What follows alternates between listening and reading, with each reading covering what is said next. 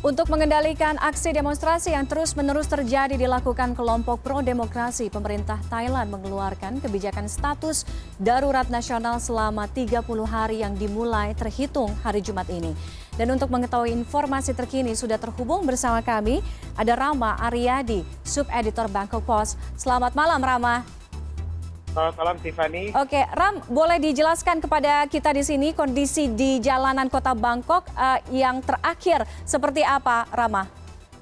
Ya, memang Tiffany, kondisi jalanan di tengah kota Bangkok saat ini bisa dibilang situasinya sekarang agak tegang karena memang awalnya hari ini masa meski sudah keluarnya dekret emergency serius oleh Perdana Menteri Prayut Chan-o-cha, para massa tetap berniat untuk berkumpul di lokasi demonstrasi kemarin, yaitu Ratcha Prasong Intersection, di mana mungkin penonton Indonesia lebih mengenalnya sebagai pojokan jalan di mana mall besar Central World itu berada. Kemarin 15.000 massa berkumpul di sana mulai pukul 5 sore hingga pukul 10 malam. Mereka membubarkan diri secara damai. Namun saya mendengar adanya laporan ketika pukul 10.30 setelah massa mulai membubarkan diri, polisi huru-hara masuk dan mulai membersihkan area. Dan siang ini setelah mengetahui adanya rencana demonstrasi lanjutan di lokasi yang sama, pemerintah kota Bangkok dan polisi mereka mengkordon area yang sudah ditentukan kemarin, sehingga massa terpaksa mengganti rencana mereka. Mereka berpindah satu blok dari sana ke lokasi yang tidak dijaga. Sampai dengan saat ini situasi terlihat masih terkendali, belum ada dorong-mendorong atau belum ada terjadinya kekisruhan antara polisi dan demonstran. Namun situasi dapat saja memanas karena sekarang sudah bisa dilihat bagaimana polisi mulai menggunakan taktik yang lebih terlihat, lebih visible daripada di hari yang sebelumnya. Apabila sebelumnya mereka cenderung menjaga dengan sifat preventif, hari ini mereka mulai mengkordon dan mereka juga sudah mendatangkan bantuan dari beberapa provinsi terdekat untuk membolster security situation di tengah kota. Oke, Rama, unjuk rasa ini kan sebenarnya berlangsung sudah sejak beberapa bulan yang lalu. Kalau saya tidak salah sejak Februari. Apa yang disampaikan, poin-poin apa yang diserukan oleh para pengunjuk rasa ini sebenarnya, Rama? Ya, betul sekali Tiffany, memang unjuk rasa ini sebenarnya sudah terjadi dari bulan Februari. Dan apabila kita lihat sebenarnya tuntutan dari para demonstran ini yang mayoritas 70%-nya adalah mahasiswa, mereka menuntut 3 hal seperti sudah tadi disebutkan. Yang pertama adalah mereka menuntut Perdana Menteri Prayut Chan-o-cha untuk mundur karena mereka menganggap Perdana Menteri ini tidak naik secara demokratis.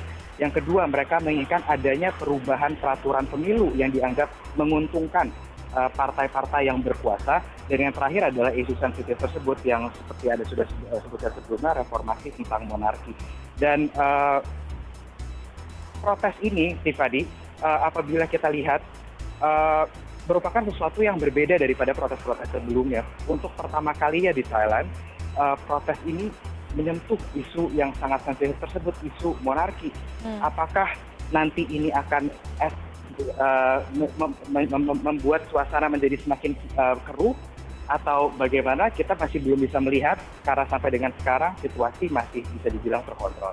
Oke, Rama, terkait dengan kebijakan status darurat nasional selama 30 hari ke depan, poin-poin atau aturan apa saja yang harus menjadi catatan atau harus dipatuhi oleh warga Thailand?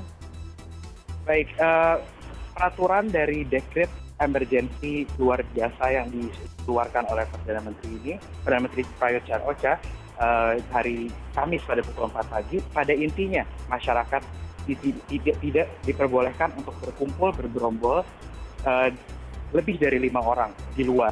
Mereka juga dilarang untuk mendiseminasi informasi yang dianggap dapat memperkeruh suasana. Nah, Tiffany, disinilah yang menjadi permasalahannya karena wording atau kalimat dari dekret ini bisa dibilang cukup vague, tidak begitu konkret. Jadi apakah mereka memiliki standar di mana siapa yang standar aktivitas maksud saya yang boleh dan tidak boleh, itu sekarang masih subjektif dan ini yang menjadi yang dikritisi oleh banyak orang di Thailand sekarang.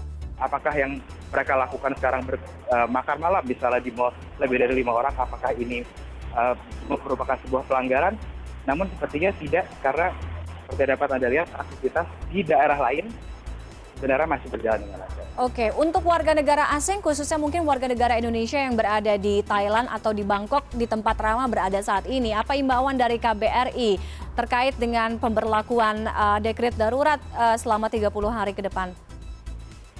Ya, KBRI meski memang tidak begitu banyak orang Thailand yang berdomisili, maksud saya orang Indonesia yang berdomisili di Thailand, namun KBRI tentunya sudah mengeluarkan surat edaran. Mereka menghimbau agar warga Indonesia yang berada di Thailand, di Bangkok khususnya, untuk tidak keluar rumah, untuk menjauhi tempat-tempat yang di mana massa diketahui akan berkerumun, tidak hanya karena untuk mencegah terjadinya hal-hal yang tidak diinginkan terkait dengan kerusuhan, namun juga kita perlu ingat sekarang pandemi masih berlanjut ya, masih belum selesai, sehingga memang perlu ada level ekstra yang hati-hati yang perlu diikuti oleh para masyarakat. Baik, terima kasih Rama Aryadi atas informasi Anda langsung dari Bangkok, Thailand.